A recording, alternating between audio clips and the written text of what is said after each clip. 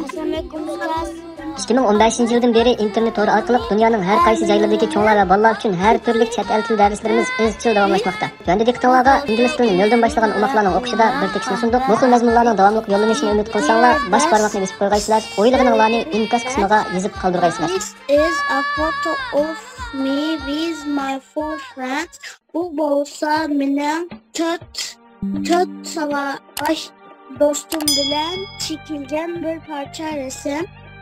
We are on a roundabout at the park. Biz bahçedeki bir ayrılmışakta. All my friends are great. Benim dostlarım yaxshi. Emily is my best friend. Emily bo'lsa mening yaqin dostum. She's got brown hair. Onun qora rangli çiçeği var. It's long and curly.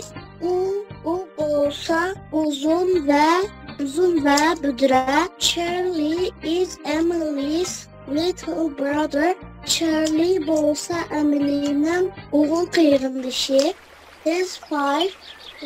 O 5 yaşta. He's quite short and he's got black short hair. O bo'lsa azroq papa ve onun qora qisqa çiçeği var. Isabel is a good friend. Isabel bir yaxshi do'st. She's tall and she's got long hair. O bo'lsa igiz ve onun uzun sarı çiçeği var. Her eyes are blue. Onun gözleri kök rengde. Danny is my cousin. Danny bo'lsa mening nari tuqqanim. He's in the photo too.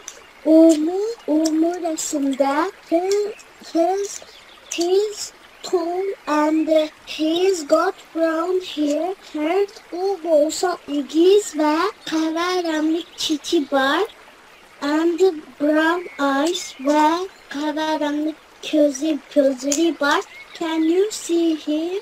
Siz onu gördünüz mü? He's got a blue t-shirt. Onun bo'lsa kök rangli bir kaltiyanlı köyleki var. I'm in the photo too.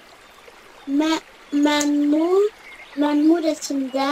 I have very long straight hair and brown eyes. Ben uzun düz saçlı ve kahverengi gözüm var. Can you see me? Beni görebilirsiniz mi? Have you got a photo of you and your friends? Siz resimdeki siz ve dostlarımızın bir parça resmi var mı? Please can you answer easy pickle. Dear Dad, sevgili Bess, this is a photo of me with my four friends. Bu bo'lsa mening to'rt do'stim bilan tushgan bir parcha rasmim. We are on a roundabout at the park. Biz bo'lsak bahçedeki aylanma çakının üstüde. All my friends are great. Benim hem dostlarım bo'lsa yaxshi. Emily is my best friend. Emily bo'lsa mening eng yaqin do'stim. She's got brown hair. Onun qahva rangli sochları var. It's long and curly. U bo'lsa uzun ve budra. Curly is Emily's little brother. Charlie Emily'nin küçük ukisi. He's 5. O bo'lsa 5 yaş. He's quite short and he's got black short hair. U bolsa azıcık paka ve onun kara saçı var. Isabel is a good friend to Isabel mu yaxşı dost. She's tall and she's got long blonde hair.